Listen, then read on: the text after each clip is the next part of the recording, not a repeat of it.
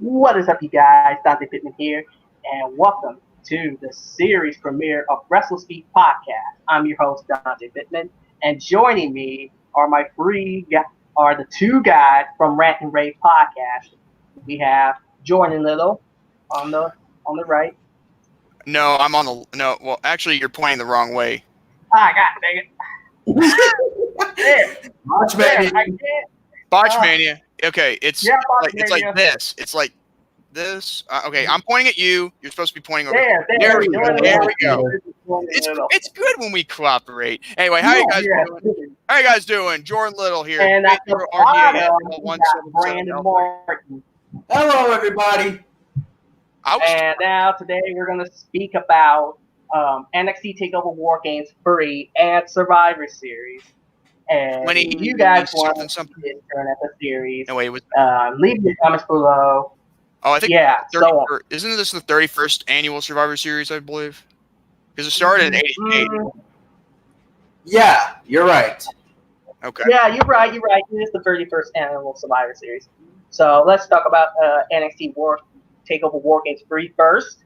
And let's kick it off with an NXT Takeover Wargames 3 had its very first live match on a pre-show. Mm-hmm. Angel Garza defeating Isaiah Swerve Scott via pinfall after hitting the wing clipper. Very good kickoff show action from Garza and Scott. Scott hit Garza with a Death Valley driver on the ring apron and a double stomp to the outside. Garza took several shortcuts, including attempting a low blow after distracting the referee. Scott caught the kid and tried to fire back, but the opening was left ensuing back and forth for Garza to hit a knee and follow up with a wing clipper for the 3 count. And the grade was a B-. Okay, retarded grade level, but still, I think it's really something that they keep doing this kind of crap all the time. But here's the thing: I've never heard of one of them before because I haven't watched NXT in a while now. Can you blame me? And plus, I've been pro AEW. But however, I've never heard of a move called the wing clipper before. It's like as if you want to call it the wing flipper, if you ask me. So anyway, but my view, if I watched the pre-show, which I didn't. I know. Castrate me in the live chat or comments after this replay is done. I don't care. But still, if it was not that good of a match for some reason in the pre-show, then it's on the pre-show for a reason. But still, yeah, Brandon, what do you think of this? For me personally, I know I haven't watched NXT yet. For me, because I've been busy with work and all that. He was. And I don't blame for myself on doing that because work comes first and all that. So you gotta make the money. Exactly. I mean, I have the result for the grade level on the Bleacher Report, but I think I'm kind of shocked about the pre-show. Though. I mean, my goodness sakes. I mean, my gosh, that was something. I mean, it was a good match. I mean, it was all right. And I have the grade level for Whoa. Let's save that for Rant and Rave, okay? I know. I'm cool. All right. By the way, when we do Rant and Rave later today, let me tell you something. I am not looking forward to covering Friday Night SmackDown, Survivor Series, and Monday Night Raw from Bleacher Report and their grade levels. I am not kidding you. Yeah. I don't know why I picked those 3 as my topics, but still, I put myself in the situation. Let's give me a round of applause for me being a saddlebag piece of crap. All right. Next is the Women's Wargames match. Ripley and Candice LeRae via Shayna Baszler via pinfall, Io Shirai, Bianca Belair, and Kaylee Ray. It was high drama, high impact, and high spot heavy. The first ever Women's Wargames match hit all the expected notes inside the iconic structure, with every participant given moments to shine in a heel turn that will draw plenty of comparisons to Tommaso Ciampa's legendary turn on Johnny Gargano. This was the best working since NXT brought the match back from the classic days of WCW. A huge tower do served as the early highlight, with Ripley driving Ray and Shirai into a pile of chairs and LeRae taking the biggest bump in the spot as collateral damage. Belair managed to use the cage to remain on the top rope and then a 450 smash onto Ripley and the chairs. As Kai's time came to enter the match and even the odds, she executed a brutal heel turn, kicking Knox in the face before back up and with the shark cage at the top of the ramp The turn and attack left the odds tilted hard against Ripley's team 4 versus 2 as Knox was down and out and Kai had walked off. Ripley and Relay tried to battle back as Baszler attempted to lock Riley up with a pair of handcuffs. Ripley's power and Relay's determination led to momentarily hold spots in big matches, including Relay hit a super poison round off the top of Conway for a near fall. Moments later, Shirai launched herself with a moonsault from the top of the cage onto Relay. Baszler was able to lock the curve through the clutch on Ripley, but Ripley slapped the open end of the handcuffs on her. After dodging a kick, she locked Baszler into a pop handle position and hit the riptide onto 2 chairs and get a freak out on the NXT Women's Champion, overcoming the odds with the Faces scoring the win. And the grave was an A. Well justified that it should be granted that. Maybe, I don't know, because I think most people call it match of the night because of that, that 2-on-4 or 4-on-2 situation. Especially, like I said, I didn't watch NXT that much, though a little bit this year during the Card Sharks season was going on ABC. By the way, it should have been on a weekly basis because it didn't really go through the entire summer. Bunch of hypocritical, nonsensical SOBs. But nonetheless, I would say that this match, it was actually the best War Games for the female division I've ever seen in quite some time. This is the first time they had to showcase and shine in a War Games match, and they did not disappoint. Now, Dakota Kai turning heel, which I didn't expect her to be in the match because I thought it was supposed to be Mia Yim, but apparently they had to take her out just to have that story play out with Dakota Kai in order to, have some kayfabe here and there. But above all else, that heel turn, I did not expect anybody to turn on their own teammate, let alone beat the crap out of him inside the cage. Not to mention push general manager William Regal like a freaking, like you're, yo, back up, yo. Trying to think that she's gonna be all that up in William Regal. Let me tell you something. I'm surprised that William Regal didn't pull her by her eyes like this, or her nose or mouth. Because let me tell you something. If she was a man, it'd be a whole different story. But above all else, well, then again, there's Becky Lynch, but that's a different story. By the way, but the fact of the matter is, this was practically, in my view, probably match of the night. I'm sorry, but then again, to put it more blunt, this was actually the first takeover that had no titles on the line on that night, to be honest. And that's actually pretty interesting how you can have one pay-per-view event that has no titles on the line whatsoever. However, at the end of the day, I still give credit where credit's due. I'd give this match probably a match of the year candidate just for shites and giggles. All right, Brandon? Well, the thing is, though, I haven't watched the War Games like I said earlier, but I mean, for the first ever women's War Games match, I mean, that's something right there. I mean, my gosh. And then that match though, and I've seen the results for that as well. Looked into that, I'm like, my gosh. And Dakota Kai though, I mean, turning heel, I didn't expect that though. I mean, my gosh. Nobody did actually. Exactly. I didn't expect that at all. Yeah, same. I mean, at the end of the day, I agree with Jordan on that one. I mean, it has to be the match of the year for that. I mean, for NXT though, for 2019. So, a candidate for not just for Wrestling Illustrated, but also Wrestling Observer newsletter too. Oh yeah, for sure. Dave Meltzer and his little review. Yeah. Screw Dave Meltzer. Long live Maeve Deltzer. Or yeah. Maeve Deltzer. That's Maeve Deltzer. I like that. That's actually my wrestling name on BPC on Discord. And on Pro Cake channel, so. But enough about that. Let's go to the next one. Let's begin with the next match. He's done defeating Damian Priest via pinfall and Killian Dane to become the #1 contender for the NXT Championship. The three bruisers went at it in the match for big shots, including Dane hitting Michinoku driver on the face onto Priest. No slight to the efforts of Priest and Dane, but Dunn was the star in the match as he is in most, being just as physical as the two larger men in the match, but with more dynamics to his offense.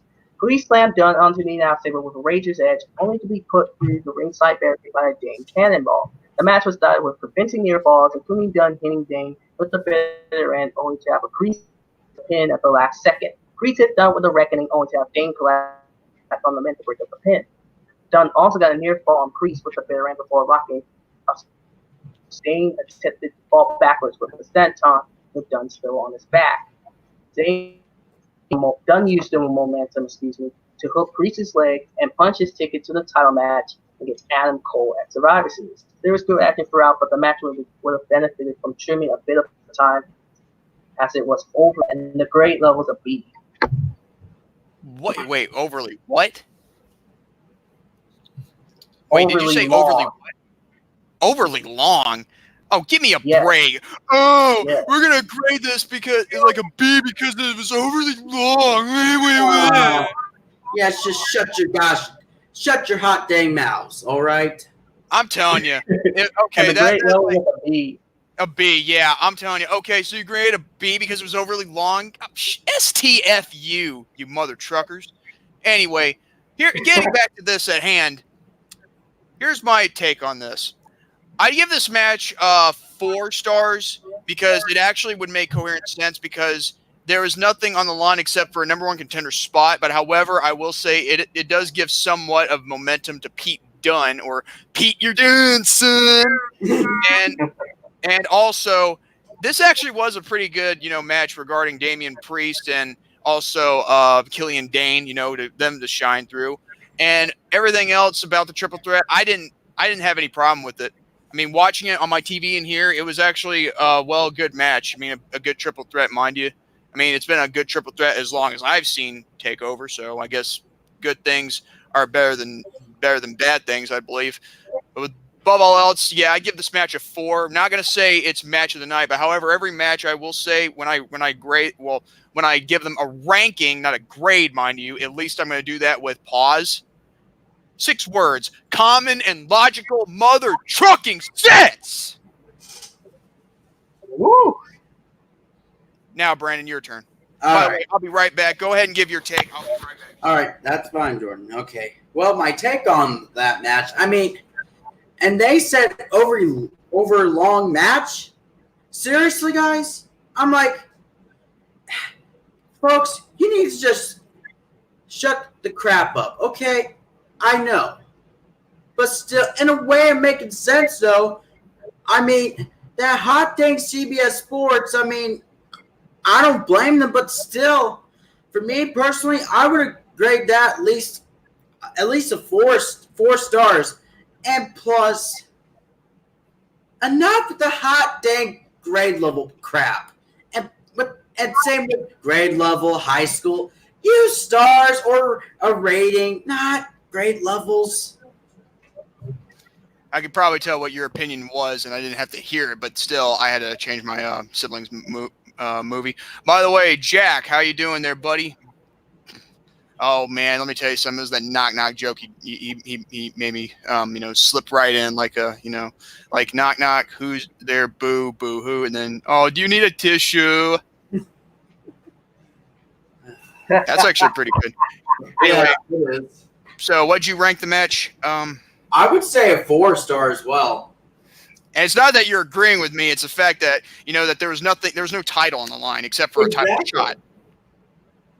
And it was actually the first takeover without that had no titles on the line. In fact, that's actually a little bit interesting how great this event was despite no titles on the line, which kind of would piss someone like me off. But getting back to what we're good here. All right, that's good, man. All right, go ahead. I'm sorry. Finn Balor defeating Matt Riddle via pinfall. Riddle and Balor both started with a mat-based attack, working headlock and classic hold. Balor's heel work is more deliberate and brutal than his lately face front, especially the time he spent on the main roster. Riddle, of course, is more capable of matching anyone in a hold-for-hold capacity and work over Balor's legs, which Balor showed in collapsing, also clutching his leg after getting a dropkick. Balor had a nod and wink at his Twitter rival Goldberg by hitting camera combo. A bro to sleep gave Riddle an opening for a potential finish, but instead he went for and missed a throwing bro. Moments later, Balor escaped from the bro mission and spiked Riddle with the 1916 DDT for the win, and what had been an intriguing mix of styles. And the grade was a B+. In my view, I'd give this match maybe Well, the fact that this was probably wasn't this Finn Balor's return match to NXT, I believe, officially. I believe so. Okay, because he hasn't competed ever since NXT moved to USA Network, right? Yep. Yeah. Okay, so here's how it works. If this is his return match, he did not fail to impress because he did. I watched the match, but here's a few things that I do not like about it. Okay, Matt Riddle, let me just say this. Now, I'm on record for this. I got no problem with you criticizing Goldberg in any way, shape, or form. You can say whatever you want about the guy. Yes, Goldberg was never the guy who had the build of being like one of the best wrestlers that we see today. And guys like, I don't know, even though I hate saying this, but then again, you know what? Maybe I'm not going to say this guy's name because he doesn't deserve to be praised. I'm going to think like he's never like guys like Eddie Guerrero. He was never like guys like Kurt Angle, and he was never guys like, John Cena or anything, or anybody at all who's ever put on a 5-star performance, even Shawn Michaels. But here's the thing. If you're just going to think for 1 second that you want to use some people's moves like the jackhammer and the spear just to make fun of Bill Goldberg because you don't like him, I strongly advise that you reconsider, because I don't give a crap if the fans start chanting like with Goldberg. It'd be like Riddle, Riddle. You know what that reminds me of? It's almost as if it was a Japanese, crowd chanting my name, Ritoru, Ritoru. You know that's the Japanese, phrase for little. If you didn't know that. Now, however, but here's the thing though, I'd give this match probably a 4.5, maybe, because it was actually well worth watching, and it was like Finn Balor's debut. However, if it went on a little bit longer, I'd give it a 5, but I'd still give it a 4.5 because the fact of the matter is he was actually looking real good in the match, taking Mr. Riddle down a peg or two. And it was actually that's all I got to say about it in regards to that. And as for you, Matt Riddle, like I said, if you ever get in the ring with Bill Goldberg, you realize that they will job you out and chew you up and spit you out the moment you get in the ring with someone like that. You know that, right? And if you try and put yourself over, say goodbye to the WWE. Just saying. Anyway, what do you think, Brennan? All right. Well, I mean, with Finn Balor, on the other hand, making his return match and all that on NXT, so since they debuted on USA Network, in a way, though, with Matt Riddle talking so much crap about Goldberg, can you just give it a break already, man? Hot dang. Like what Jordan said, Goldberg will job you out, though, Riddle. He will job you out bad. Spear, then jackhammer, done. That's it, and that's all. But for the match itself between Riddle and Balor, in a way, it makes a lot more sense. I'm not giving it like a 5 out of 5 out of the way, but I'm just going to say this. With Balor, on the other hand, doing great things and all that, he's still going to do good things on NXT, though, and book right. Hot dang, guys. But anyway, I would say myself, though, for not a grade level, I'm going to get out of the way for that. I'm just going to say for my rating, I would say 4.5 as well. Yep. Well, at the end of the day, you got to realize, so I'm getting. Can I shoot real quick before we go to the next match? Yeah, go ahead. Which is the main event. Let me tell you guys something out there. For those of you who are wrestlers out there on social media, I will have to give you the biggest advice ever. Okay, stop talking so much smack on social mother loving media. Okay, because let me tell you something. The more you do this and not do more of this, the more you get in trouble, okay? Your R's can't, your mouth can't write that your R's can't cash, okay? See, the thing is, you know why guys like Seth Rollins are being so heavily criticized in a negative way by the crowd? Is because he doesn't know when to shut up on social media because he keeps talking smack to guys like Will Ospreay or guys like CM Punk, and the list keeps going on and on and on, especially when he has to show his freaking ding-dong on accidentally being leaked, mind you, because he keeps being a sexual harassing predator on other women, including married women at the time, but no longer, and Caitlyn. So why is it that you guys on social media think that it's so fun to want to shoot at someone when you don't have the balls to actually do it, maybe in a live stream like I'm doing? Why? More on that later. Here's another fun fact for you. You want to make fun of Bill Goldberg, Matt Riddle, because of, because he was never a great wrestler. Granted, he was never like the best technical wrestler of all time, but that was the point. He was never made to be a technical wrestler. And also with Seth Rollins, here's your another thing for you. Like CM Punk said, you got to stop tweeting. But then again, that's your problem. You never know when to shut up. Now, you want to know why all this is coming down, why they're doing this? All because of their huge egos, their big little mind-boggled, mindset that they want to think that their Johnson is bigger than everyone else's. So here's another strong fact for you. If you stop doing social media and stop talking trash, maybe, just maybe, we can actually have some fans receive you in a positive manner.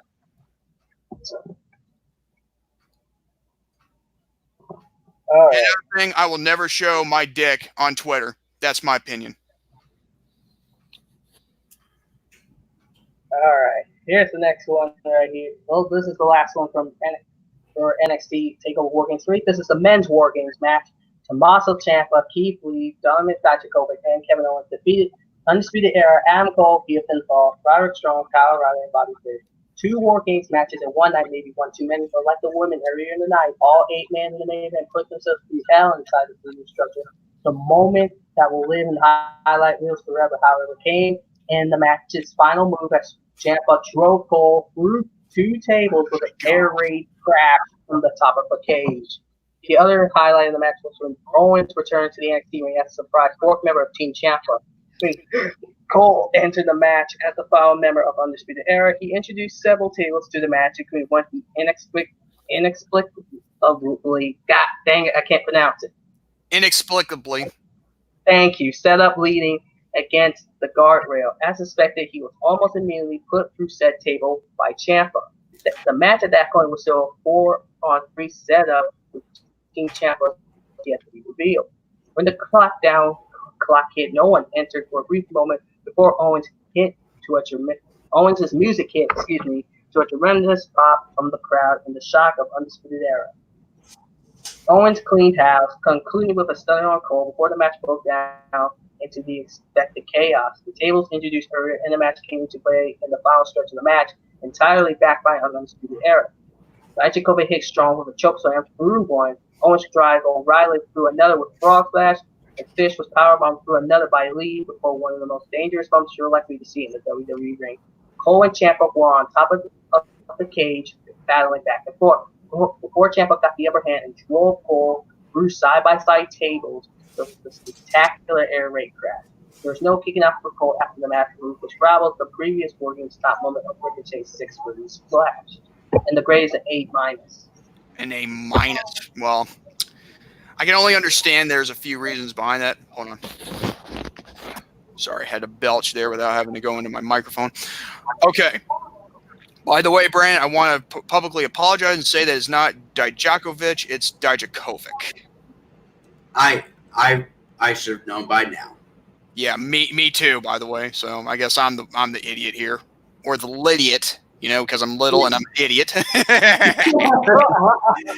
don't worry, Gordon. That's from the Fairly Odd Parents, mind you. I think it was the one where. But anyway, I'm not gonna get into Fairly Odd Parents. I'm gonna talk about wrestling. I'm talking about wrestling. Okay. Yeah, right. Okay. Go ahead, Jordan. So anyway, about that main event match, I'm telling you, all 4 members of the Undisputed Era with all the gold and nobody's defending titles. I think this was probably one of those matches you had to watch. Because, this is showcasing how 4 of the members of the Undisputed Era are willing to go into a match without having to defend one of their titles, which is actually a good thing for them, but however, wouldn't be too good for Adam Cole in the next 24 hours. But we'll get into that when we get there. But on top of that, the most surprising factor, I would say Kevin Owens being the 4th and final member. I thought it was going to be Johnny Gargano, but apparently my boo-boo. I didn't know, but still, they're trying to kayfabe storyline him. My boo-boo. Yeah, my boo-boo. Man, but at the same time, I didn't expect Kevin Owens to be there, but then again, it made some logical sense in regards to why he'd be there, because he wants some payback for what the Undisputed Era did to him on the previous Monday on Raw. So I guess you could say it wasn't all that bad leading up to it, but still, at the end of the day, I'd have to give this match. Oh, great.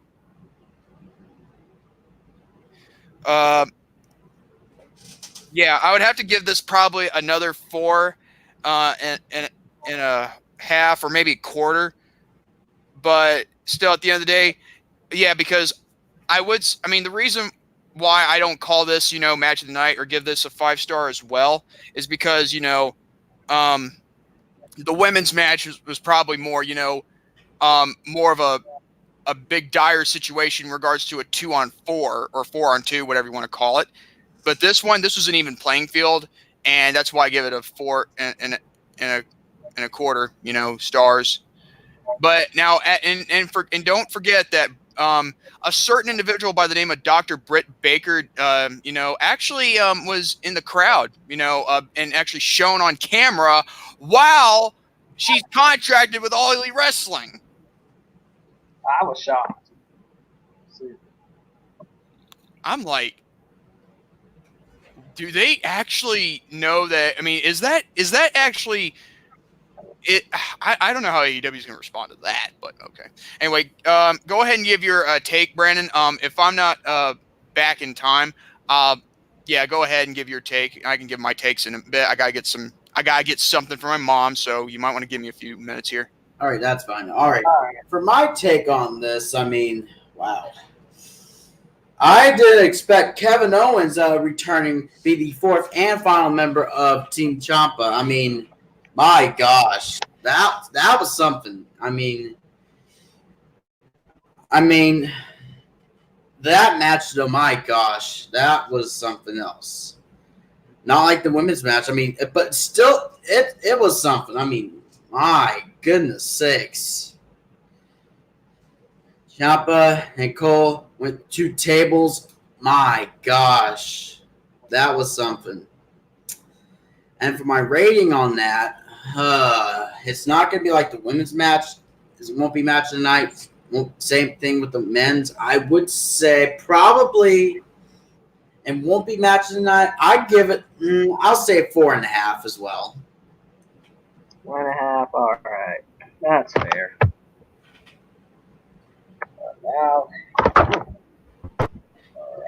Now, let's go to the next. Let's go to Survivor Series. Mm-hmm. The Survivor Series was good. It wasn't as good as I hoped it would be. All right, I'm back. What'd you rank it? Wait. Before we go into Survivor Series, what'd you do, Brandon? What'd you rank this? I would say for me, for that men's war games, I would rank it a 4.5. Yeah, well, I named it 4.25 because I think it's more than a half, I believe. Probably more than a quarter because you said 4.25, and I said 4.5. That's probably more than a quarter right there. Okay. Well, at least we got some takes here and there. Yeah. Oh, by the way, the event in general.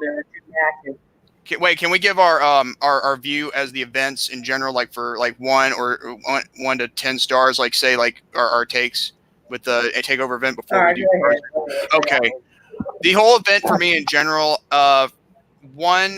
between 1 to 10, I would have to give it maybe a 9.5. The reason 9.5 out of 10 stars because the reason why it would have to be the only reason I don't rate this a 10 is because it never had a title match on there, which is nothing bad, mind you, but at least it's almost there to a perfect 10. Yeah, exactly. Anyway, what would you rank this? All right, for me, I would say I have to agree on that. Though, Jordan. I go with 9.5 too. Not a 10-10 because I would say, Same thing with with not having the title on the line, which I can understand that in a way. It makes a lot more logical. Titles, yes, exactly. I mean, it was great. I mean, and what I know a certain individual, which I won't mention to protect the innocent as well. So he's something. He lives in the Portland area as well, and yeah, he's gonna have his own take as well on his side, as well as in a way makes logical sense on that. Yeah. Yep. So basically that's it. Okay. Let's begin with the Survivor Series. Indeed. All right, there was 2 matches at the Kickoff Show, and here it is. First one was wait. 2? I thought there were 3. They were 3. 2. Yeah, 3 matches on the pre-show. Oh, there were 3. My fault. It was 3. It's okay. All right. Next. Love you. Oh, come on, really? Anyway, first match at the Kickoff Show was Dolph Ziggler and Robert Roode from SmackDown winning the tag team battle for all. Street Profits then eliminated Revival to give Raw a 2-on-1 advantage. The OT is Zigzag and a super kick from Ziggler, leaving his team with Roode and the Street Profits remaining. Angelo Dawkins dodged a super kick that landed on Roode and knocked him through the middle rope. But as Montez Ford went for a frog splash, Roode pushed him off. Luckily, Ford landed on the ring apron, but just as he landed the frog splash on Ziggler, Roode ran into the ring to toss Ford over the top rope. Nothing spectacular here, but entertaining enough with the right 2 teams there in the end. And the grade level is a C. Well, then again, I can't kind of give credit where credit's due because it wasn't really that big of a deal because it was like a tag team battle royal. I thought it was an inter-brand battle royal. Oh, and Jack, to answer your question, Mr. McMahon is the CEO of WWE. Is that actually is Mr. McMahon the founder of WWE? Yeah, I can answer that question real easily. Technically speaking, no, he's not the founder of the company. Like when it started all the way back in somewhere in the 70s, I believe. I would have to say that I think he's more like an owner because WWE was more like, before it was WWE, it was the Worldwide Wrestling Federation, but before that they were Capital Wrestling Corporation. So, but above all, I think it was either his grandfather or his father that founded the entire lineage of what we know now as the WWE. Now, as for this match, the Interbrand Tag Team Battle Royal, who won this match again? Dolph Ziggler and Robert Roode from SmackDown. Okay, so I would have to believe that it wasn't really that much of a big deal, but however, I would have made a single man, interbrand battle royal, but then again, it's not my call now, is it? But at the same time, unlike some people who want to act so stupid with grade levels, I just probably give this match a 3 because even though you'd have enough guys to be showcased, still it wasn't very that interesting. All right. Brandon? All right. Well, I mean, for that pre-show match, for that tag team battle royal, it wasn't necessary in a way. I mean, I can understand that. I mean, it should have been a single man match. I mean, it should have been, but it's not my call on that. Or, hot dang it, decision. Yeah, exactly. But yeah, it's for that. It wasn't necessary to do that. It was not. And for that, I would set a 3 as well. I mean, it should have been not necessary to do so. I mean, plain and simple. You showcased a lot of guys, but you didn't. But it was simple. But still, it wasn't really. There wasn't any logic within it, to be honest. Yeah. All you got was a point for SmackDown. That was it. Oh, by the way, when did they start giving points to pre-shows? They never gave points during the pre-shows before. Contradicting much? Yeah. What the crap? bunch of morons up there who do the booking. I think it's like it's gotten to a point where they just, I don't know. Let's continue. I'm sorry. It's so mind-boggling, these morons up at WWE. All right. Leo Rush from NXT retains his Cruiserweight title against SmackDown's Kalisto and Raw's Akira Tozawa. Rush put NXT on the scoreboard with his win, which featured an expected amount of high spots and call-out energy, despite the fact that the crowd never quite got fully invested. Rush delivered the spot on the match where he landed in the same double Spanish right off the top rope. The finish came after Kalisto hit Tozawa with Salida del Sol in the center of the ring, just as an optimistic Rush flash Kalisto with the final out from the top rope to steal the pin. And the grade is a B. B. Well, makes sense because it's a cruiserweight match, but even though it wasn't supposed to be like, I think, because it wasn't supposed to be that high profile. As always, and here's another thing for you. They're not going to put the Cruiserweight title up on main pay-per-views because it's no longer a main roster title anymore. They put it as an NXT title. And they call it the NXT Cruiserweight title, yet the NXT logo isn't on there yet.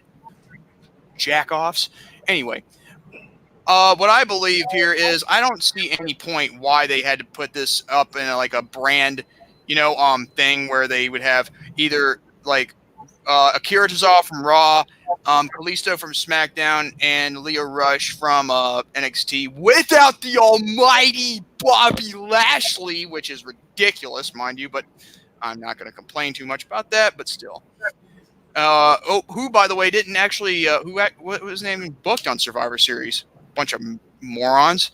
Anyway, I think this was somewhat of a good match, just not a very, very good match or memorable one.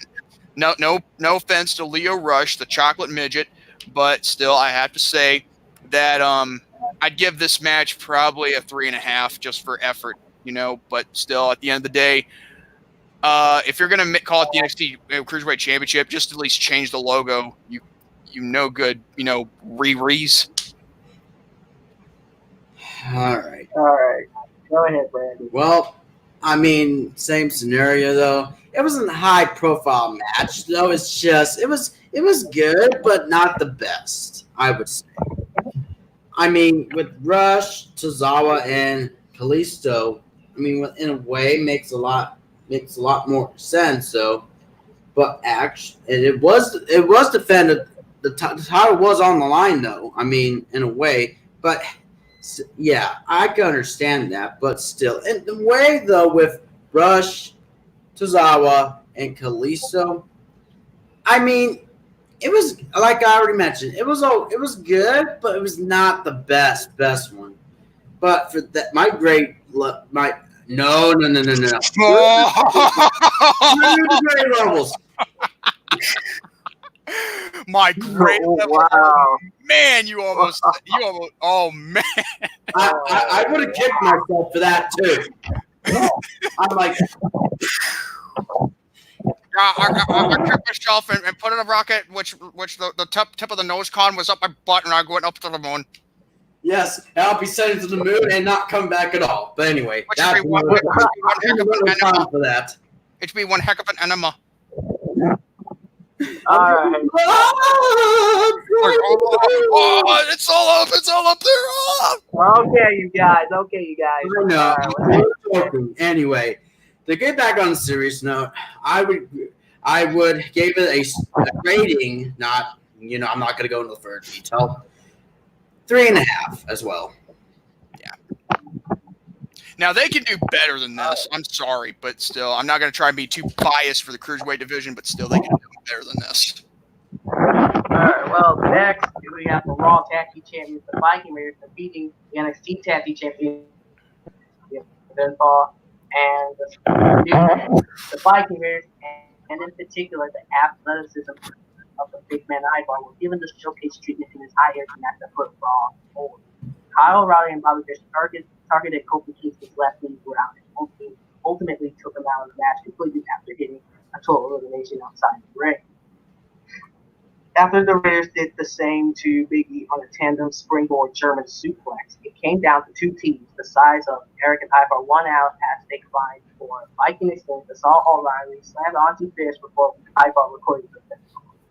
And the grade level was a B. I think this match was pretty good in its own right. At least they're performing a triple threat tag team match the way it should be performed, having three men, one of each from their own tag team, to be in the same ring at the same time, instead of this whole having to have two men from one team to wait in a corner, having to tap somebody just to get tagged into the match. They did this the right way, okay? Just the same basic principle for the Survivor Series team versus team matches, and another thing for you, this was supposed to be on the main card, but they changed that up. Thanks a lot. Not. I would have to give this probably maybe. All right. Hold on, Joe. Before you continue, I'll be right back. I'm going to give myself something to eat, and then y'all can still talk about y'all takes, and yeah, I'll be back. Okay, you're leaving a lot of weight on our shoulders, but that's fine. Well, what do you want? Well, do you want me to read it off something? If you want to. Yeah, because I guess I'll have to go to CBS Sports now.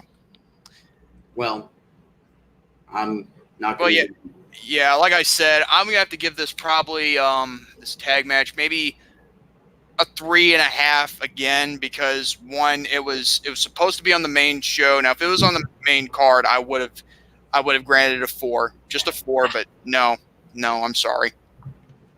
But anyway, let me look up CBS Sports. Freaking, go ahead. Wait a minute. Before you said another match, I forgot to do my take for that triple threat tag team match. Okay, there we go. Yeah, that's what I was telling you to do. I know. I was just saying. All right. Well, I mean, it was all right, but it still wasn't a good match. It was good in some points, but it's just like, yeah, that was not. It was okay, but for that, my rating, I would have to say would be, also 3.5, not a 4. Why? Because I'm sorry, but it wasn't there to a 4. It was only just a 3.5. So that's my take on that. All right. And now we've gotten through with that. Let's begin with the main card. We've got the Women's Survivor Series team versus team, as in 5 versus 5 versus 5. Okay. The final two, actually the final 3 sole survivors, I would believe, was Rhea Ripley's team of Team NXT with Candice LeRae and Io Shirai. Mm-hmm. Now here's some more story into that, okay? And I guess I'll have to read it like Dante would have to.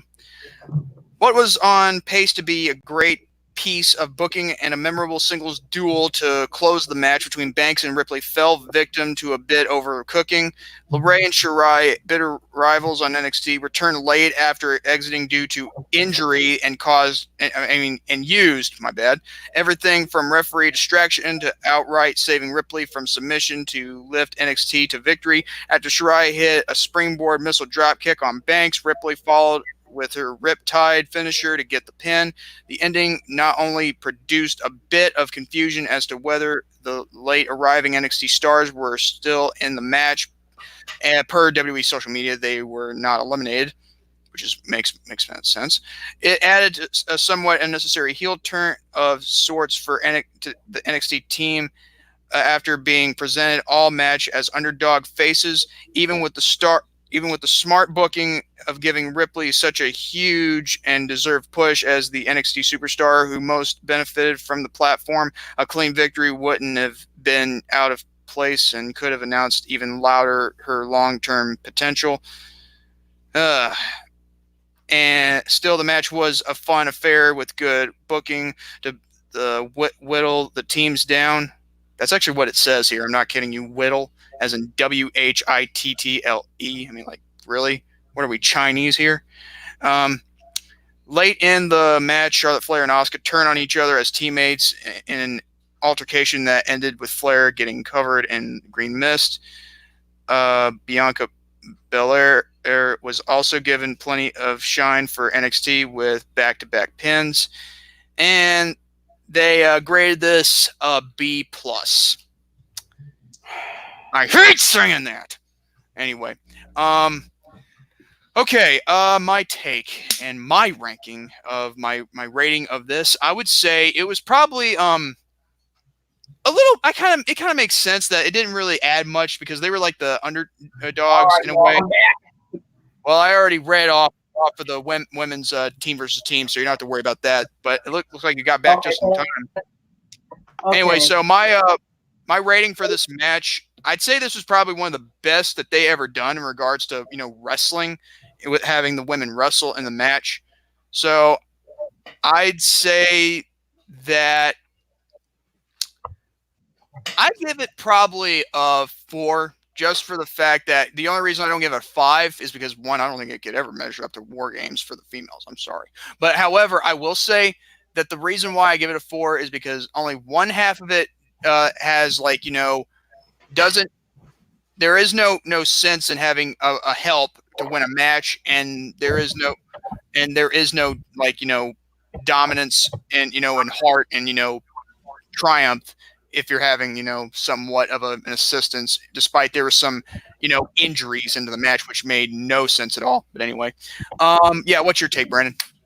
Well, I mean, it was a good match. I mean, in a way, but yeah, it was wasn't the best though. Like what for War Games for the women's side, that was great. But for this one, I would have to say a 4 as well. Why is because they couldn't outdone the like I said, couldn't outdone like the War Games for the women's side, like the last for NXT. Plain simple. I mean they got the Team NXT was the underdog on this. I mean, in a way. Same, and I knew it was probably in a good way. NXT winning that for the women's side, which I could dig that. Which and with Ripley, Shirai and LeRae, I dig it. And that is my take on that. All right. You ready to read mid-card champions Roderick Strong, Shinsuke, and AJ? All right. Go ahead. I'll take this one. The NXT North American champion Roderick Strong defeating the Intercontinental champion Shinsuke Nakamura from SmackDown, and then former United States champion AJ Styles from Raw. And it was on an already loaded card. This match wasn't given enough time in the end to reach its full potential from the standpoint of the star rating. Still, a good opportunity to give Strong the kind of push he deserves as legitimately one of the best in-ring workers on this planet. The big spots were fun as Styles lifted Strong in an electric chair before Nakamura landed a kick off the top rope. Nakamura rallied with Kinshasa on Strong, only for Styles to dive in and save the pin. It was Strong who laughed, however, entering the ring after Styles did a phenomenal forearm on Nakamura to push Styles out and steal the pin. And the great level was a B. B+. Yeah, B+. My bad, sorry. Yeah. Okay. My take on that is the fact that I think it was actually a good mid-card triple threat match. Don't get me wrong. I think that's the big consensus is here. Why I don't think this event was as good as War Games is because we all had triple threat mania on our hands. I'm sorry. But as far as I'm concerned, this match was pretty good in showcasing the mid-card champions. And however, I do not like the new design for the Intercontinental title. I'm sorry. I just don't. But however, I will say this was actually a good thing for Roderick Strong because not only him being a North American champion is not just a good thing for him in his career, but the fact that he's now winning on a main Big Four pay-per-view, that's actually good for his, that's good for his resume, I believe. Now, In fact, if I remember correctly, it was actually Roderick Strong and AJ Styles who were actually the first two men to compete on the very first TNA Impact of Spike TV during that era when TNA was a big thing back then, 2005. And it was actually a great opener. Continuing onward, Nakamura, he didn't fail to impress. Neither did Styles, neither did Strong. I would have to give this match probably somewhat of a 4 because there was no titles on the line, and plus it was a triple threat, and I think it would have been gone a lot better if there was probably another person added to the match if they had any, common decency, mind you. But anyway, but yeah, I'd still give it a 4, not a B plus or a BITCH if you ask me. Anyway, Brandon. All right. Well, before I go into my take on for the triple threat match, yeah, I'm, for that the new Intercontinental title design, God, it's awful. I'm sorry. It looks like an NXT title. Yeah, it makes sense though, but still, I would have said the classic Intercontinental title with, from 2003 and 11 along the way, it's... No, you mean the one from 1998 to 2011. Oh, yeah, that's what I meant. Yes, thank you. Yeah, no problem. All right, heck, still continuing on with the white classic Intercontinental title as well. I mean... They had something going. Yeah, it was something to go on, but hot dang it, guys. All right, for my take on for the triple threat match, yeah, it was good though. In a way, it was great. It wasn't the match of the night quite there yet, but overall, it was great. And that's okay there, Dante. Dante, that's pretty good. That's actually what my mom would say. Yeah. No. She'd go like Dante. Anyway, yeah, for my rating, I would say a 4 as well. Why? Because I'm not giving it a 5 though to be that biased. Heck with that. Yeah, it was good matches. It was a good match in a way, with for AJ Styles though. Started with Spike TV though, and started off with, and Robert Strong was in TNA as well though back then.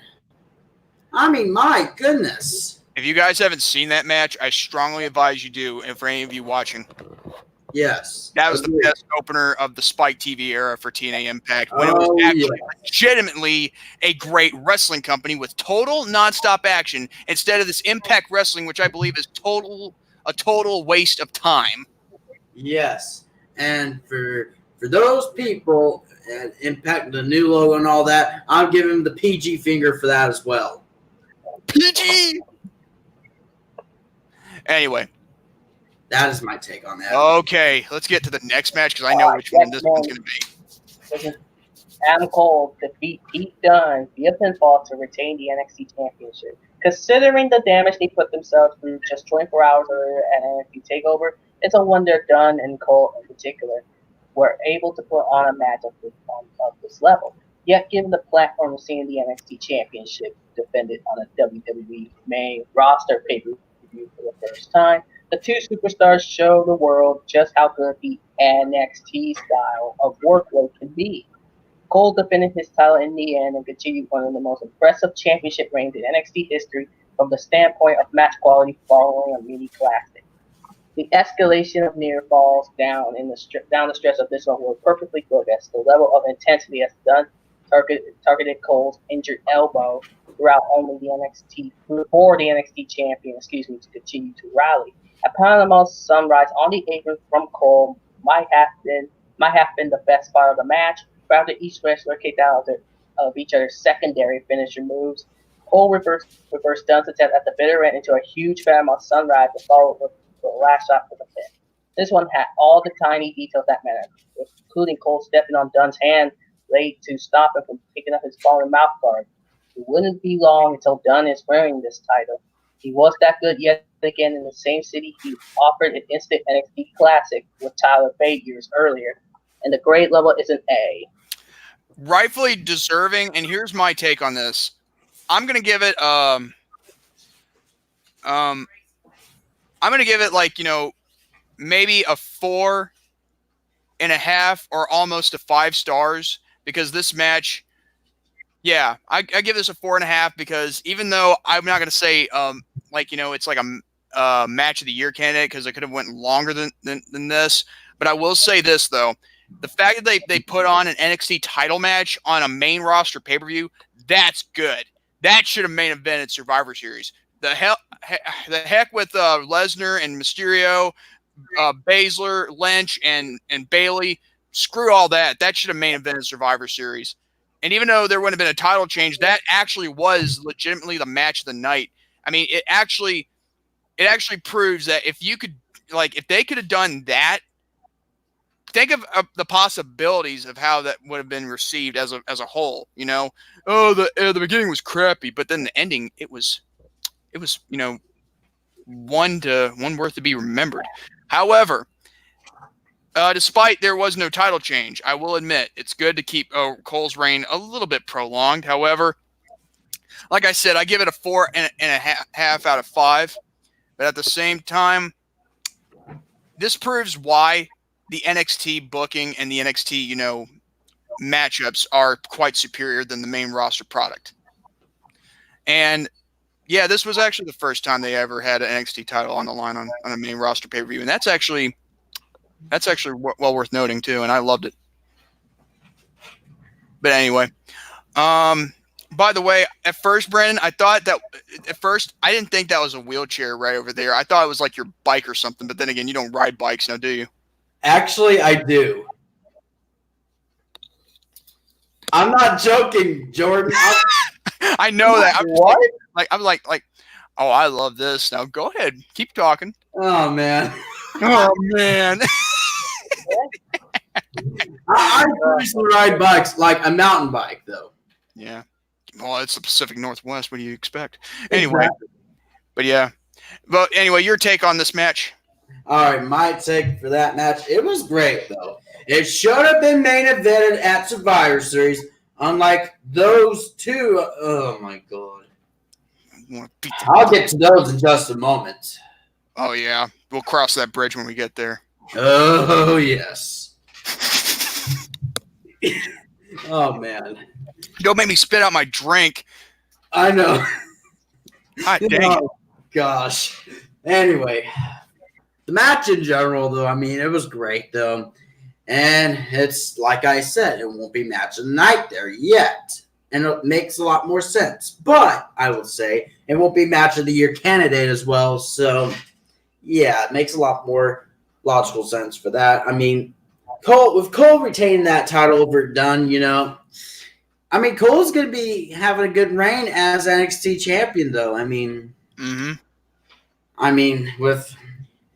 then still with that booking crap, though, with NXT and that main roster, still, guys, come on. Could have done better. Could have done better. Come on now, guys.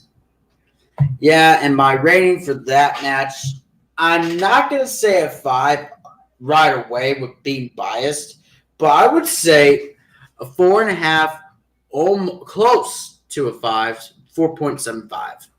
Yeah, that's what I was thinking. Even though I said 4.5, even though I didn't say it how you said, but then again, that's like how I see it too. Yeah. And no, I'm not saying that because I'm trying to, mooch off of people. No, I'm just saying that because I'm feeling like, oh, that's how it looks like, then yeah, I'll look like it too, because it's actually makes more, more logical sense here. But anyway, all right, I know which next match is going to be. Go ahead, Dante.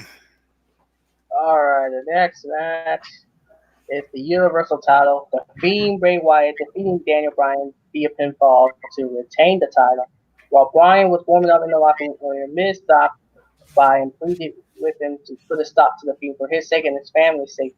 Bryan simply responded, "Get out of my face." With the eerily red right of the Fiend providing the backdrop round, the storytelling in this match was a good one. After a long and deliberate beating from Wyatt to open the match, Bryan triggered a spirited rally by reconnecting with his fans through the Yes chant. The problem for Bryan was that a countless amount of missile drop kicks, yes kicks, and stomps to the face were unable to put Wyatt away. Brian ultimately succumbed to the mandible claw with 4 shoulders down for the 1, 2, 3 to end the match. That was more of a hard-hitting Brock Lesnar variety than anything else. And the grade was a B minus. Wait a minute. When you said away, oh my God. To put Bray Wyatt to make him go away. That's why I was laughing. I'm sorry. But still, I would vintage Dante go away. I'd call that should be your finisher move, the go away. That's cool. Anyway.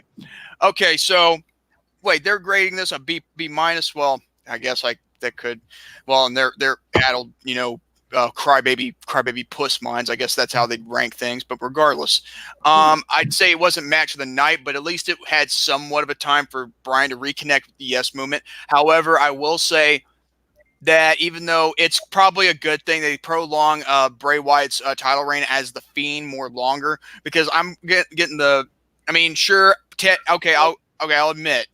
Me and Alex Putnam, when we were on Wrestling Rants and Random Roast 4R episode 2, we covered everything in regards to the, thinking about the Universal title and it not being on Raw anymore, but we thought that they were going to have him lose it back to Raw at Survivor Series, even though we didn't know he was going to be the team captain of Team Raw, because you never know with writers these days, because Vince McMahon keeps hiring and firing. But regardless, it's probably best that they keep prolonging the Fiend's title reign because it's good for him. I mean, that gives him more momentum and more reason why he is like the most scariest, dominant heel. Well, somewhat of a heel in this in the roster. Now, as for the match in general, well, I'd probably give it a 3. A 3.7.5, I think it would be, like 3.5 type of way. Yeah, isn't that right, Brandon? 3 3/4, actually. Yeah, 3 3/4, because, well, the reason why. Oh my God, where's the Mankind mask when you need it? Yeah. Mr. Socko! Oh yeah, the mandible claw. That's it. New podcast. Yeah. Says David 3000. Anyway, but yeah, I'd give it a 3 and quarters, I believe, star rating. Yeah. Yeah, because nothing against Brian and his ability, just that the fact that well, want to know why I give it 3 in a few quarters is because the freaking red light was on. Haven't we had enough of the red light? I mean, like, come on, this ain't a horror film. Or like came from 1997. Yes, it's not back like that. I mean, and this ain't even Hell in a Cell either, mind you. Okay, wait a minute. They didn't have a red light for SummerSlam, did they? No. Why? No. Because we could actually see the wrestlers wrestle. We're looking at a red light to me is like almost looking at, trying to see if we can get pictures developed. And no, David, you're not going to be blowing your hot dang mic. No. Actually, actually, we're going to start at around 5 p.m. because I had to figure out what the timing was since somebody had to tell me someone was going to be available at after 3:30 p.m. in the Pacific Northwest time. Well, it was our guest, though. Our special guest will be later. It's okay. I'm not mad about it. I'm just giving out my all right. But anyway, 3/4 for Bray and Daniel. But anyway, Brandon. All right. Well, I mean, while you do that, I'm gonna eat my lunch by eating some hot dogs. All right. Well, for that, I mean, oh my gosh. Yeah, I can agree with the red light, though. It's just, it gets annoying, which I can understand that. I mean, still, this ain't Survivor Series 1997. You said. Yeah, this ain't Survivor Series 97. This ain't the Montreal Screwjob. Yes. Yeah. My goodness.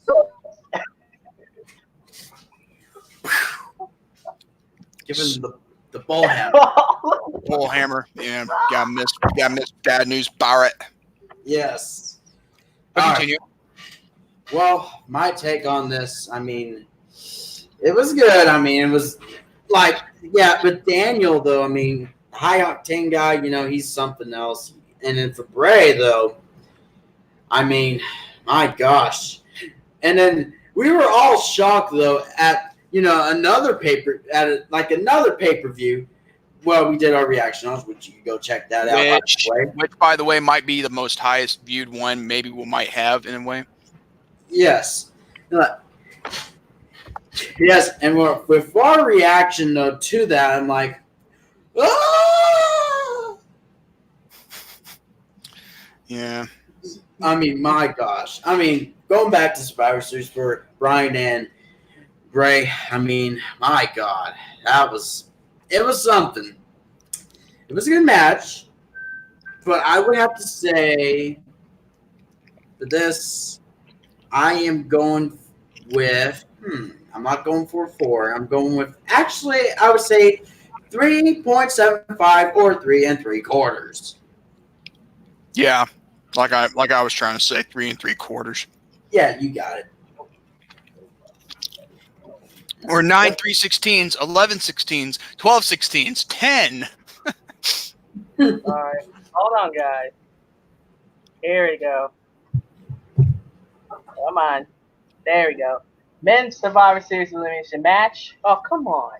I actually like that match, to be honest. I'm not going to lie. Roman Reigns from SmackDown defeated Keith Lee from NXT via pinfall as the sole survivor for SmackDown. This was a fairly epic encounter with multiple chapters and no shortage of teases toward future feuds. Although it was Reigns who stood tall in the end despite the approach of his own team, this entire match was about putting NXT over at the legitimate third brand. Not only did Tommaso Ciampa made it to the Final Four, Lee eliminated Seth Rollins late with a Spirit Bomb, and nearly did the same to Reigns after Lee inexplicably kicked out after falling 2 Superman punches and recorded a near fall of his own on Reigns.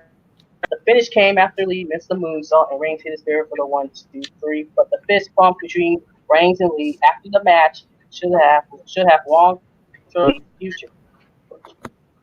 The early highlight of this match was Matt Riddle throwing up Randy Orton from surprising event that led to Little's elimination. It's a view that Hulk gets a WrestleMania payoff. SmackDown started with his teammate Mustafa Ali's exit following the argument. Reigns responded by spearing Corbin before Ciampa recorded the pin. In the final 3 and teased cooperation with Reigns with a failed Shield powerbomb attempt that was broken up by Lee. And the grade level was an A-. Okay, I will, hold on, I had a burp there. I would have to say that match in particular, I won't say I'll rank it as match of the night. I'm not trying to be too biased towards NXT for the title match that they had. However, I will say I will give this 4 1/4 because the match itself. I'm sorry for cutting you off, but it was my mom in the background just in case y'all didn't hear that. Okay, it's okay. I got no problem. I mean, if she wants to join in on this live stream, I got no problem with that. Anyway, go ahead, Jordan. Getting back on my take on this, I would say that the match itself, I give it a 4 1/4 stars because the match itself not only give me a lot of thrilling moments, especially. Oh, by the way, did you know they try to do the whole Shield invisible triple power bomb, but instead it was a double power bomb, and no Dean Ambrose wasn't there, or John Moxley, whatever you want to call him. I feel like that was kind of a spit in the face to him in a way because he's not there anymore, but I don't know. But anyway, regardless, I would say that this is my view was almost a match of the night if it wasn't, too much full of people in the ring. However, Keith Lee, on the other hand, oh, bask in his glory. Oh, bask in his glory. I loved it. I mean, and you know, the fact is, he was like almost the last man standing. I was like, oh God, come on, man, you got make a name for yourself. I mean, hot dang, bro, come on. And the fact is, yeah, it was great. You know, I don't mind Roman Reigns winning or surviving, whatever. I mean, I got no issues with him anymore, by the way, after last year. But regardless, I think it was all out, you know, almost match of the night, but NXT's title defense, I'm sorry, it still takes the cake. However, like I said, 4.25, you know, a star out of 5. And also, I just want to remind you that, you know, my favorite moments were Matt Riddle getting RKO'd and then pinned and getting eliminated for his little, you know, arrogance. Continuing onward, Brandon? All right. Well, I would say, though, I mean, probably with, you know, for that men's Survivor Series elimination match, my God. I mean, it was great, though. I mean, I thought Keith Lee was going to win it, but nope. Roman Reigns got the win, though. I mean, yeah, I mean, I can understand with Roman winning it, and then I mean, Keith Lee was making a name for himself as well. I mean, my gosh. He was great. And then, yes, and Matt Riddle having his little cockiness already to himself, getting himself RKO'd out of nowhere. Bro, out of nowhere. And like Jonas said, you know, it's one. Yes, exactly. Yeah, no enhancement needed if you're Brock Lesnar. I got words for that loser anyway. We'll get to him in just a moment. Brock Lesnar. That's what he should be. Yes, that roid raging retard. That's the one that started. That's the one that started. You know, the hashtag for the Rant and Rave podcast. Roid raging retard. Yes, exactly. All right, now, the talking is over. Wait. He didn't give his stars.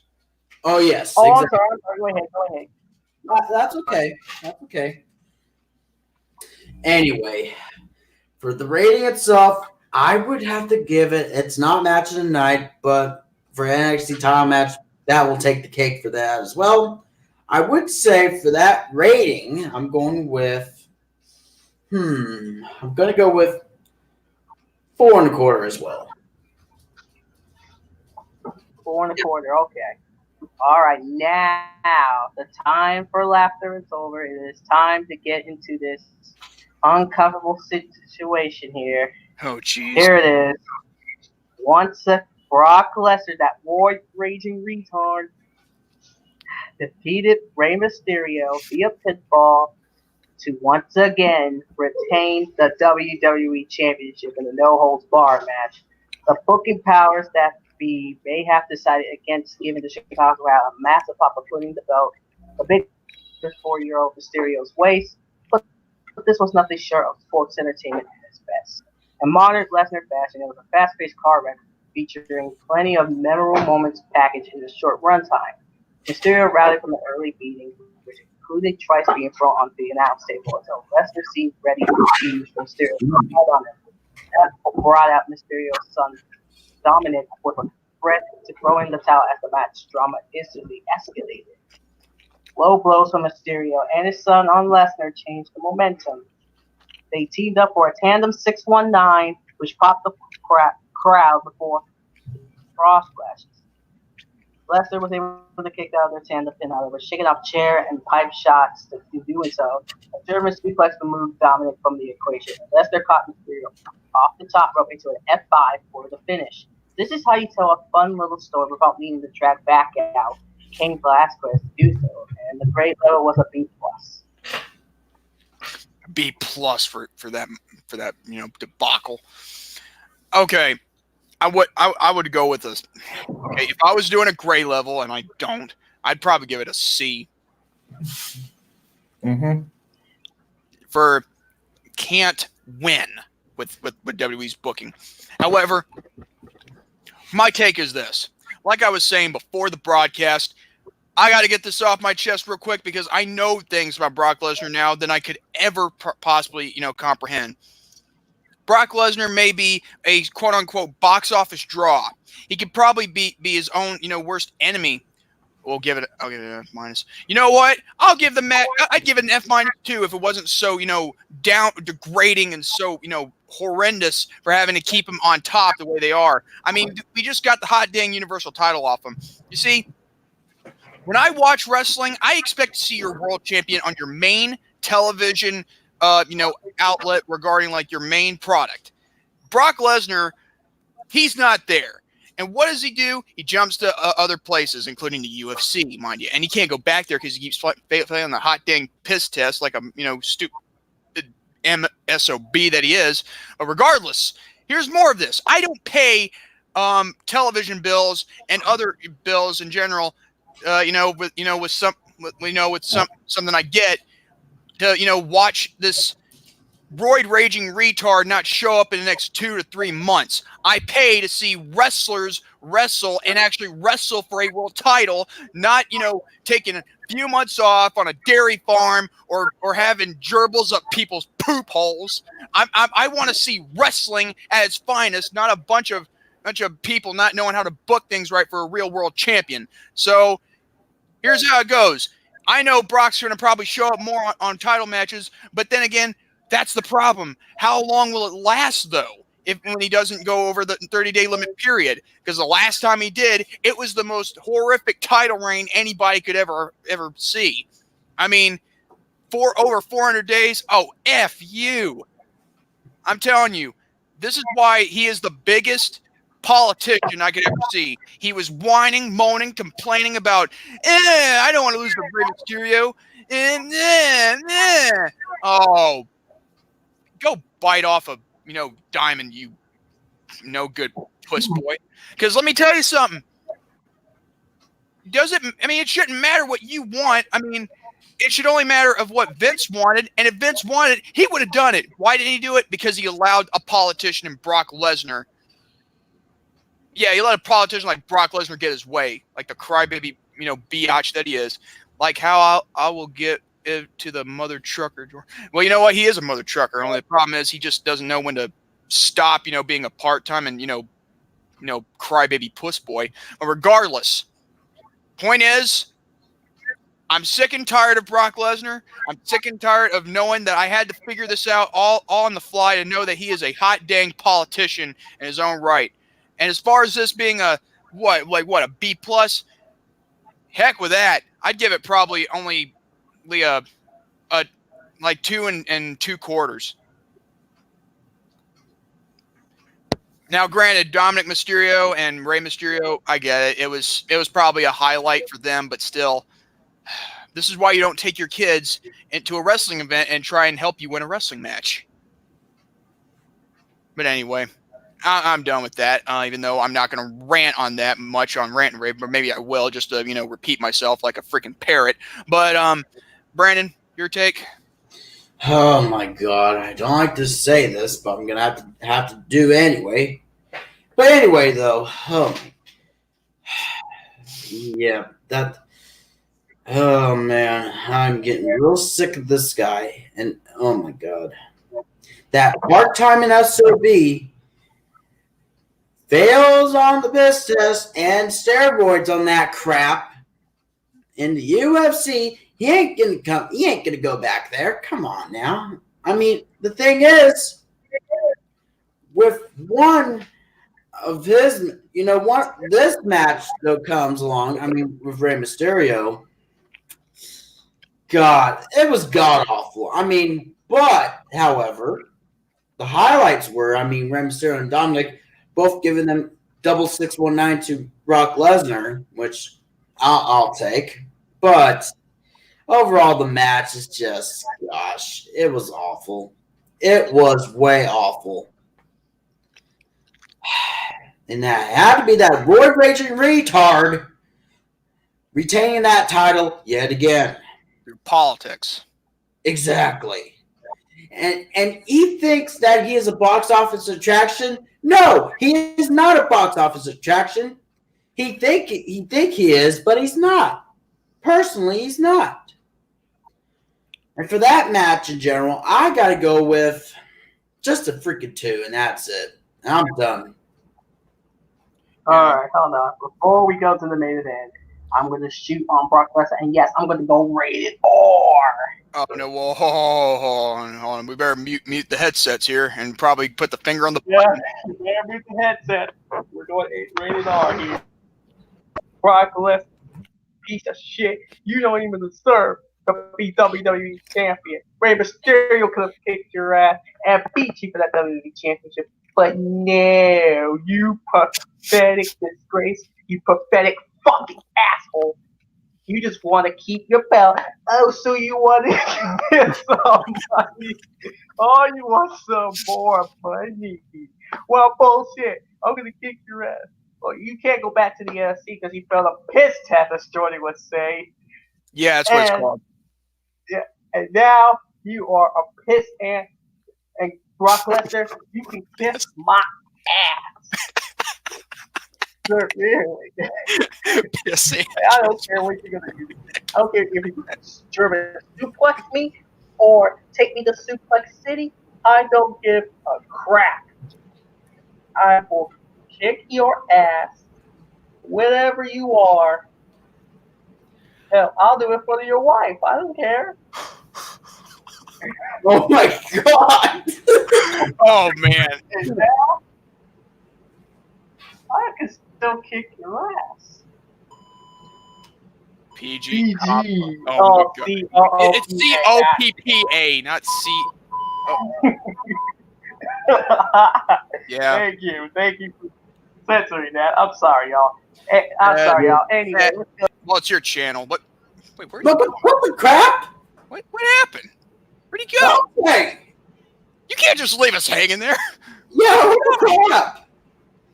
It must be YouTube. They threw him off the air. He went too far. Hold on. I'll try and see where he's at. Hold on. Oh, man. And we're almost done, to be honest. Yes. Oh, my goodness. Man. Hold on.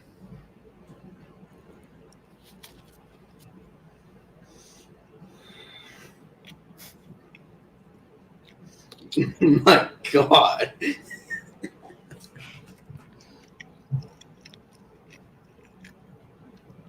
is what happens Yeah. when you go too far and you even mention another man's wife. Oh my God. Yeah. I've done that once or twice, but at least I did it with some, some logic, but still. Yes. And yeah. And for this time, for our podcast, we use alias names. Oh, it's no secret that Sable is the wife of Brock Lesnar. Yeah, that's true. I mean, it's always been public knowledge. Yeah. Oh man, I swear to God, if this is the whole thing with the whole Kappa thing, and it just threw him off the StreamYard, I'm thinking, what? They can't throw him off StreamYard, can they? Well. Oh, that's a good question. I would think so. There you are, Dante. I don't know what the heck happened. We thought it was YouTube or Kappa that threw you off. To be honest. It's so funny. Brandon was dying laughing like, oh great, YouTube must have used the Kappa law on him. They just threw him off the air. Yes. Well, folks, we're almost done here because we only have. Yeah, I'm sorry, y'all, for seeing that. My apologies. It's all right. I mean, you have to speak your mind. But you brought up another man's wife. Okay. I'm sorry. Brock, I'm sorry. No. We're not going to kill. No, nobody's going to kill you, dude. I mean, dude, that was actually pretty funny. The fact that you said that when I was like, and then you said, I'll beat you for your wife. I'll beat you for your wife.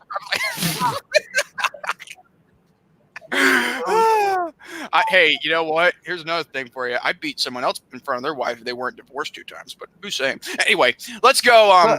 Let's go on to the main event. I'm sorry. Yeah, something kicked me out. I don't know why.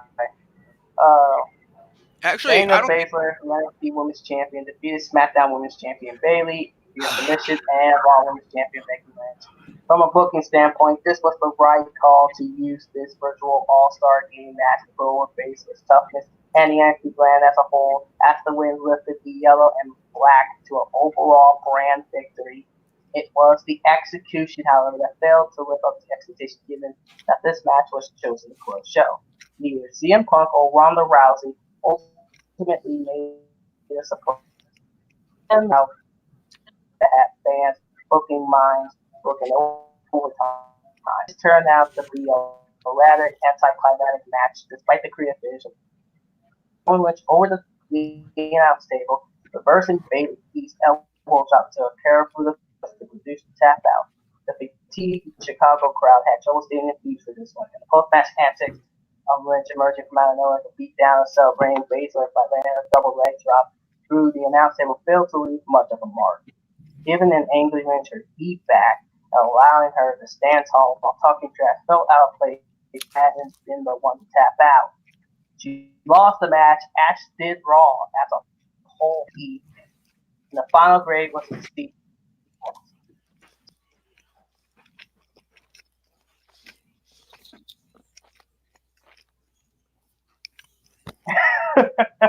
Sorry, I had to eat whole so I could finish my lunch and then just give my opinion or cake, whatever. Hold on.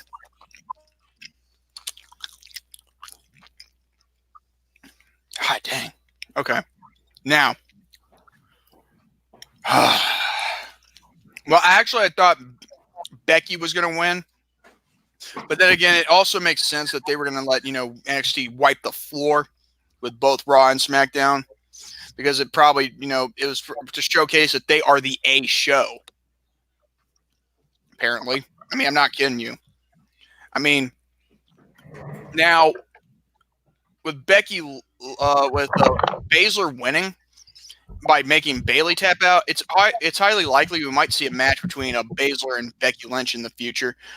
However, also, this match, I mean, I kind of enjoy it to some aspect, but here's the problem. The crowd was mostly dead at this point. I mean, hold on, let me see here. Yeah, nothing to... Yeah, there were some chants here and there, but the problem is there was not. I mean, the crowd was obviously the crowd was dead at this point. It was it was almost like Saudi Arabia, only worse. Now, should this have main evented? No, I'm sorry, no, because I mean, like often imitated, never duplicated. Well, in this case, they're always imitating and sometimes duplicating, because like they did with WrestleMania 35 this year. Main event match, triple threat match for the women. First time ever. I get that, but guess what? It wasn't the match of the night. This match, neither was it either. I mean, it wasn't either. I'm sorry. I'm trying to get my grammar right. Hot dang it. It wasn't a highlight match of the night either. So I would say that, in my view, it's good that they had Shayna Baszler get put over, but I would have to give this probably maybe a 3.5, I believe. So yeah, at the same time, yeah, 3.5 is all they're gonna get because it wasn't really that much, looking at. And as for me, the rest of the event in general as a whole,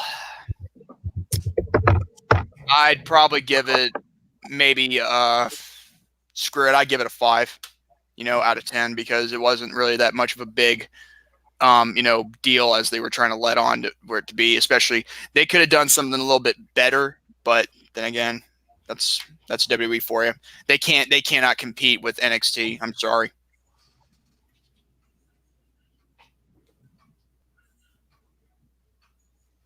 Oh, Brandon, go ahead. All right. Well, there were some points of it was good though in a way, but oh man, I understand Baszler winning this in a way. I mean, Becky got a little bit jobbed out in a way. I mean, I like Becky, and I do. Well, she didn't get pinned or submitted, so. Exactly.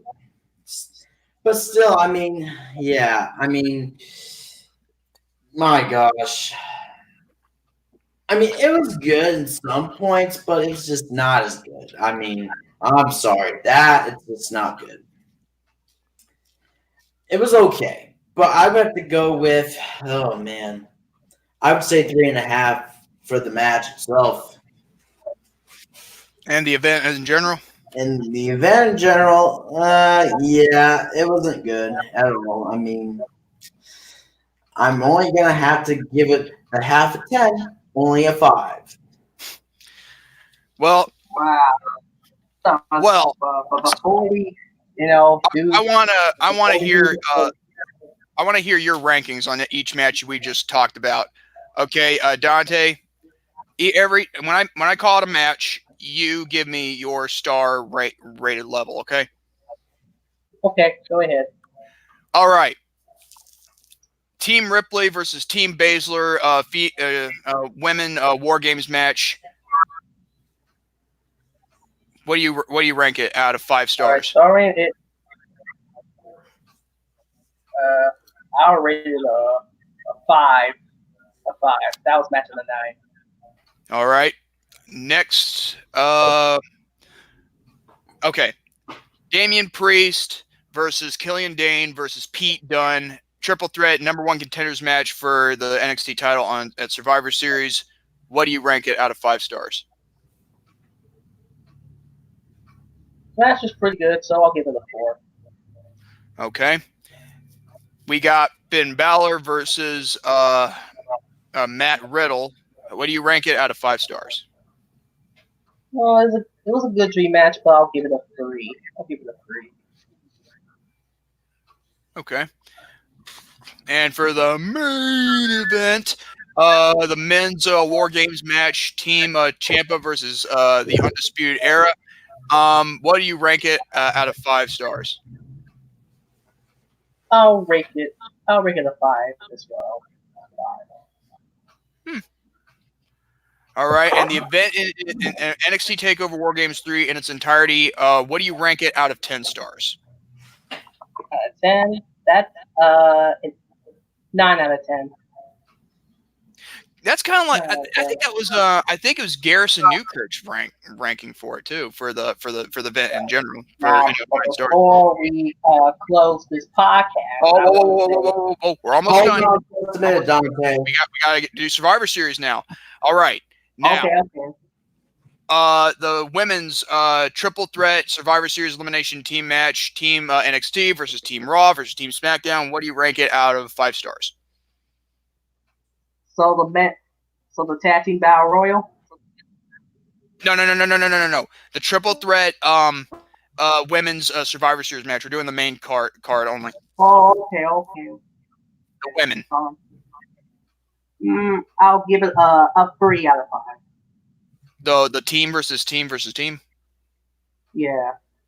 Okay, next we've got I would have to say, let me pull up the match card on this thing. God dang it. Okay, hold on. Give me a second. All right. All right now. Okay. The mid-card championship triple threat match. Roderick Strong versus Shinsuke Nakamura versus AJ Styles. What do you rank this match out of 5 stars? That was a pretty good match, so I'll rate it a 4. Okay. All right. NXT Championship match. Adam Cole versus Pete Dunne. What do you rank this out of 5 stars? That was an amazing matchup, so I'll give it a 5. Yeah, and it was indeed match of the night for all the right reasons. All right. The Fiend, Bray Wyatt versus Daniel Bryan for the WWE Universal Championship. What do you rank this out of 5 stars? 3 stars, huh? Yep. Actually makes more logical sense. All right. The men's Survivor Series triple threat elimination match, Team SmackDown versus Team NXT versus Team Raw. What do you rank this match out of 5 stars? Oh, boy.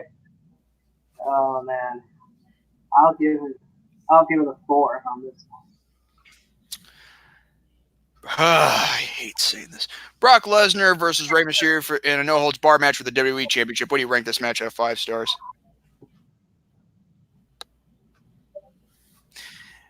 And finally, the main event. Shayna Baszler versus Becky Lynch versus Bayley in a triple threat match. Main event for whoever gets the final point. What do you rank this match out of 5 stars? 3? Okay. Yeah. And in the entire event in its entirety, what do you rank it out of 10 stars? On a 10, I'll say a 6. All right. All right, now, before we close out this podcast, I want to say that my YouTube channel is intentionally not made for kids. I just do it for fun. I do it for entertainment. I've been doing YouTube for 7 years now, and when I first heard of it, I was like, what the hell? I mean, The COPPA laws. I don't do the channel for kids. I just do it for a mature audience. I don't do stuff for kids like that. So kids are not. Now, granted, we do things like charitable reasons, but we don't do things entirely in our entertainment product for kids. You know. Yes, thank you, Brandon. What do you guys say about this? Oh man, oh gosh. I mean, their terms of service coming up on December 10th. Oh my god. And the COPPA, I mean, my gosh. Couldn't be more full of crap. I'm sorry, but it's big crap. I mean, with their YouTube terms of service BS, and plus the monetization is going to be getting rid of as well. And I'm not joking. Yep, the monetization will be going away. And I mean, all the YouTubers are pissed at it. Oh yeah. Oh no, they're not just pissed, they're furious about this. Oh yes. YouTube is our community where we, have much. And I want to create videos. I've been doing this job for 7 years. Never made a video. Never made videos until 2015, which is 3 years later. I'm still going, and I don't want to give that up. It's my job to entertain the fans. Yeah. My intended target will, like Jordan said, we'll only do it for reasons, but not our audience. Our adults are not intended for kids. And plus, it's not our responsibility to be watching after, like what your kids are supposed to be or what they're not supposed to be watching. Okay, we're not supposed to. Okay, look, can I have the floor on this one? Go ahead. Just the fact that with this new YouTube COPPA laws and all this federal, stuff and all this other BS they're pulling out of their arse. I mean, like, this lady, you know what it's like? It's like listening to, Hillary Clinton. It's horrible. And it's like listening to AOC. It sucks. It's like really, really god awful. I can't stand having to have our, our constitutional rights being suppressed by a bunch of people who think, these people are not kid friendly. That mean they need to know how to think about the children. Hey, we think about the children only our own, except when we have to watch them and be careful what they watch. Isn't that your job as a parent to do? With your kids, to make sure that they have somewhat of a healthy life in regards to not having too much filled into their little brains. Is that, I don't remember it being my job. I don't remember it being Dante's job. I don't remember it being Brand's job. I don't even remember it being McJuggernuggets' job or Super Mario Logan's job. I don't even think it should be anybody's job to be careful what they say or what they do in regards to what your kids are watching. The parents are supposed to be responsible for what their kids are watching in regards to this platform or anything else on the internet in general. So here's my problem here. Nobody should make up this COPPA laws bullcrap. Okay? It sucks. It's not worth the time or the effort, and you're going to lose a lot of money, and it's going to cause you to go bankrupt. I'm sorry, but that is just how I see it, and that is exactly how people are going to take this. You're ripping off a lot of people of their opportunities, their product, and everything creative that makes YouTube as an entertaining, platform and a community within everybody who loves this, product. So, as far as YouTube COPPA, I'm sorry. I'm going to have to give it a big FU for this one, because you can't just suppress the freedoms of every single creator that create content that make all worth watching. Because it's not just, you want to be careful with your kids. Look at YouTube Kids, like that type of app that exists. Use that. Stop attacking on people that actually make a living, like McJuggernuggets, Super Mario Logan. The list goes on and on and on. So therefore, watch over your own kids and and make sure they be careful what they're watching, not us. And that's my opinion. That's my take. That's my commentary. Merry Christmas, bah humbug. Thank you. Screw you. Bye. All right. But anyway. That will be the end of WrestleSpeak podcast, episode 1, the series premiere. I want to thank Jordan Little and Brandon Martin for being here. Yeah, I was happy to watch. Thank you. And if you haven't seen Rant and Rave podcast, go check it out. And we'll be on the air in about 2 hours my time. Yep. Well, 2 hours. Like I said earlier in the beginning, if you want to see this turn to a series, leave in the comments below.